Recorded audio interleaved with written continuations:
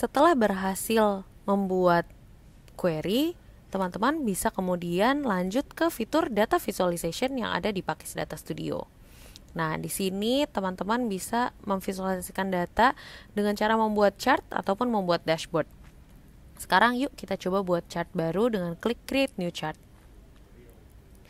Di sini bisa dilihat di sebelah kiri ada data set list, yaitu data-data yang siap untuk dibuat visualisasinya. Lalu kemudian di sebelah kanan ada tipe-tipe visualisasi yang bisa kita pilih. Cara membuat chartnya, kita bisa langsung double klik di dataset yang ingin kita gunakan. Di sini saya mau ambil dari query saya tadi, yang saya namakan data penjualan saya. Saya double klik, lalu kemudian akan keluar preview dari data yang tadi kita sudah olah. Jadi di sini bisa kita lihat lagi nih, kolom-kolomnya apa aja sih tadi. Lalu kemudian kita bisa lihat juga di bawah ada berapa sih jumlah total kolomnya dan berapa jumlah total barisnya. Nah, hal pertama yang ingin kita buat, kita mau lihat dulu nih produk apa aja sih yang paling banyak dijual. Misalkan kita mau lihat dalam bentuk bar chart. Kita tinggal klik tipe visualisasinya bar chart, lalu kemudian akan keluar notifikasi untuk mengisi seluruh field yang dibutuhkan. Tinggal klik OK, lalu kita buka fieldnya. Apa nih yang perlu diisi? Kita harus isi, kita mau group by apa, kelompokkan berdasarkan apa. Di sini kita mau kelompokkan berdasarkan nama produk. Lalu untuk value-nya itu misalkan berdasarkan jumlah. Kita mau lihat berdasarkan quantity kita menjual, apa sih produk apa yang paling banyak dijual. Lalu kita klik apply change. Nah, di sini bisa dilihat datanya masih menunjukkannya dari yang paling kecil ke yang paling besar nih. Kita mau putar, jadi yang paling besar ke yang paling kecil. Kita tinggal klik di chart option, lalu kita pilih sort by value dan kita centang sort descending. Lalu misalkan kita hanya mau mengambil 5 produk terbesar yang paling sering dijual, kita tinggal limit datanya menjadi 5, lalu kita klik lagi apply change. Nah, dia sudah berubah menjadi bar chart seperti ini. Oh, ternyata dari data penjualan tadi tuh kita ternyata paling banyak jualan masker nih sampai 120. Lalu kemudian berikutnya ada plastik loko, blouse, kaos lengan panjang dan jaket A. Nah, kemudian di sini kita mau memberikan nama ke chartnya. Di sini misalkan saya mau kasih nama top 5 produk terjual. Lalu kemudian saya simpan, klik save, klik yes. Nah, ini berarti kita sudah berhasil menyimpan chartnya. Nah, lalu kemudian berikutnya yang kita ingin buat, misalkan kita mau buat chart lain lagi nih. Misalkan kita mau buat tadi status pesanannya paling banyak dibatalkan atau selesai ya. Nah, kita tinggal klik new, lalu klik save and continue. Kemudian kita klik lagi deh datasetnya yang tadi. Nah, kita tampilkan lagi previewnya. Lalu kemudian kita pilih visualisasi tipe apa yang ingin kita gunakan. Di sini misalkan saya mau membuat dalam bentuk pie.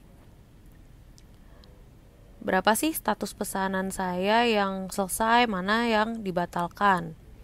Jadi di sini group by-nya saya mau isi status pesanan, lalu value-nya misalkan saya mau ambil dari berapa sih jumlah uang saya yang dari pesanan yang selesai dan jumlah uang yang saya tidak dapatkan karena pesanannya dibatalkan. Jadi value-nya di sini saya ambil total pembayaran, lalu kemudian klik apply change. Nah, di sini bisa langsung terlihat nih berapa sih yang selesai dan berapa yang batal. Nah, di sini kan kita tidak bisa lihat nih berapa sih sebenarnya persentasenya. Nah, itu kita bisa ganti label type-nya di chart option. Misalkan di sini saya mau ambil kategori and percentage. Lalu kemudian saya mau show legend-nya dan labelnya di luar. Saya tinggal klik apply change. Nah, di sini bisa dilihat dia langsung berubah menjadi persentase. Oh, ternyata pesanan kita yang dibatalkan itu hanya 16%, masih cukup reasonable. Nah, di sini di chart option kita juga punya opsi untuk mengganti-ganti nih warnanya. Misalkan di sini saya mau ganti warnanya jadi yang warna orange. Saya tinggal klik apply change. Nah, dia sudah langsung berubah. Kemudian kita bisa simpan lagi chartnya. Di sini misalkan saya mau kasih nama status pesanan. Lalu kemudian disimpan, klik yes. Nah, berikutnya misalkan kita mau buat lagi chart baru lagi. Kita mau lihat berapa banyak sih sebenarnya pendapatan kita. Kita tinggal klik datasetnya lagi. Lalu misalkan kita mau show dalam bentuk big number nih. Nah, di sini keluar lagi notifikasi apa yang perlu diisi. Kita isi value-nya, kita mau lihat jumlah pendapatan kita, jadi kita isi value-nya adalah total pembayaran. Lalu kemudian karena kita hanya mau melihat total pendapatan kita harus tambahkan filter, yaitu yang status pesanan yang berupa selesai. Karena kan kalau batal tidak terhitung di pendapatan. Jadi di filter ini kita sudah tambahkan, lalu kemudian kita klik apply change. Nah, dia akan langsung muncul nih angkanya. Lalu misalkan di sini kita maunya show-nya tuh dalam bentuk rupiah nih. Kita tinggal ganti number formatnya di chart option, klik format ID untuk rupiah, lalu kemudian kita klik apply change. Nah, dia langsung berubah menjadi format penulisan rupiah. Kita juga bisa menambahkan label, misalkan di sini saya mau tambahkan, di sini ada pendapatan. Lalu untuk posisi labelnya saya klik di bawah, kemudian saya klik apply change. Nah, dia jadi ada judulnya nih, ada labelnya di big number ini. Lalu kemudian saya mau save chartnya jadi total penjualan. Klik save, klik yes. Nah, pada saat sudah berhasil, misalkan saya pingin ganti nih, pingin di hide title-nya, kita bisa klik hide title. Pada saat di apply change bisa dilihat, nah title-nya sudah hilang. Lalu misalkan saya mau kasih warna nih, pendapatan warnanya jadi hijau. Nah, di sini ada opsi juga untuk menambahkan color, menambahkan custom color. Kita tinggal klik. Lalu misalkan di sini value-nya nih yang mau saya ganti jadi warna hijau. Kita tinggal drag, klik apply. Nah, dia udah berubah. Jangan lupa pada saat melakukan perubahan, klik apply change, lalu kemudian disimpan lagi chartnya. Kita bisa pilih juga nih, kita mau men-override chart yang sudah ada, atau kita mau menyimpannya sebagai chart baru. Nah, di sini saya mau override, lalu saya bisa klik yes, dan chartnya sudah berhasil di save. Nah, hal berikutnya yang kita mau buat adalah kita mau lihat nih dalam bentuk timeline seberapa sering sih orang melakukan pembelian. Nah, jadi kita double klik di datasetnya, lalu kemudian untuk kali ini kita akan memilih tipe visualisasi line chart. Jadi di sini saya mau ambil value-nya itu dari count, yaitu jumlah transaksi. Lalu kemudian kita harus isi juga nih di time-nya. Time column-nya apa? Time column-nya adalah waktu pesanan dibuat dengan time grade-nya day, yaitu per hari. Nah, di sini pada saat kita klik apply change, dia langsung keluar nih. Oh, jadi ternyata hari kita paling banyak transaksi itu adanya tanggal 9 September nih sampai 29 transaksi.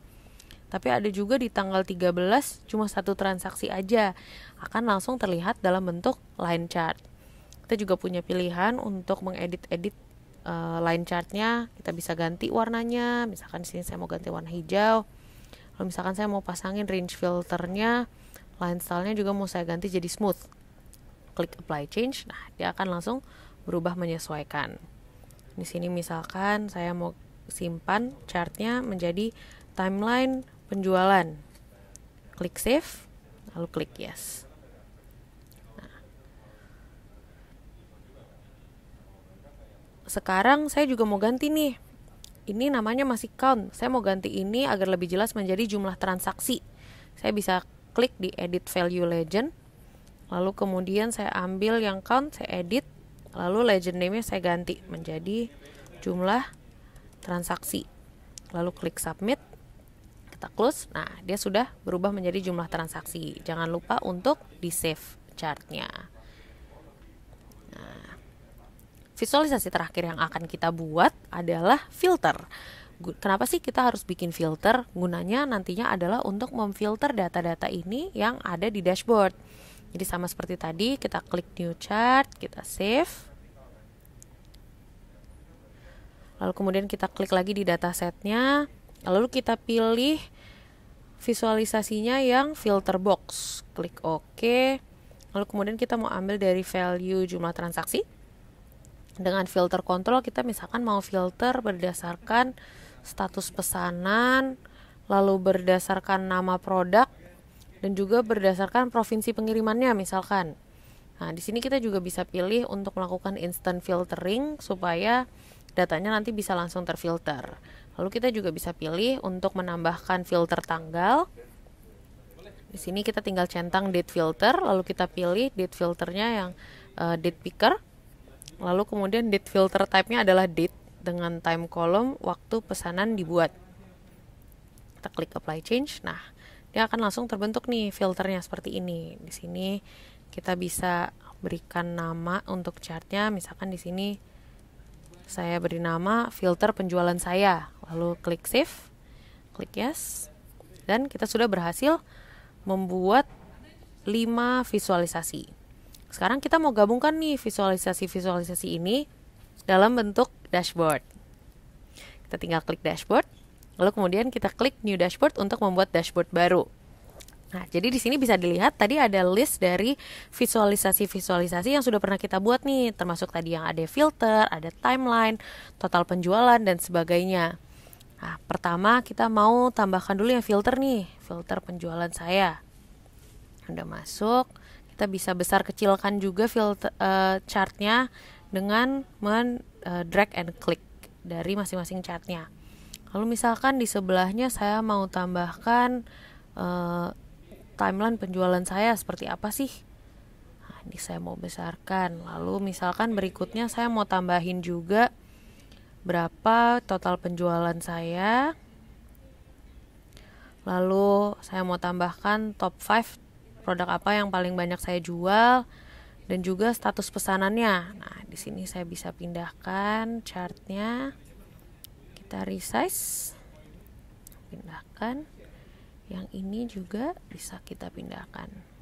Nah, di sini pun teman-teman punya pilihan nih. Misalkan, oh saya salah nambahin chart nih, saya mau ganti chartnya. Teman-teman bisa klik gambar tempat sampah ini untuk menghapus chartnya. Atau misalkan chartnya mau diedit, teman-teman bisa klik edit chart yang nanti akan membawa teman-teman ke window baru untuk mengedit chart yang sudah tadi dibuat. Nah, saat ini dashboard kita sudah selesai. Kita mau save sebagai misalkan dashboard overview penjualan saya. Nah, lalu klik save. Pada saat keluar notifikasi this action successfully processed, kita klik OK. Lalu kemudian kita juga bisa melihat dashboardnya secara keseluruhan dengan mengklik full preview. Nah, di sini bisa dilihat tadi kumpulan dari chart yang sudah kita buat sudah terbentuk menjadi satu dashboard nih. Di sini teman-teman bisa menggunakan filter untuk memfilter data yang ada di dashboard ini. Contoh misalkan kita mau lihat nama penjualan produk yang masker saja. Saya klik masker. Nah, di sini akan terfilter ke produk masker saja. Lalu kemudian di sini juga teman-teman memiliki pilihan untuk membagikan link dari dashboard ini dengan menggunakan copy URL atau mengemailkan URL-nya. Nah, sampai sini berarti teman-teman sudah bisa mengolah data sampai membentuk dashboard.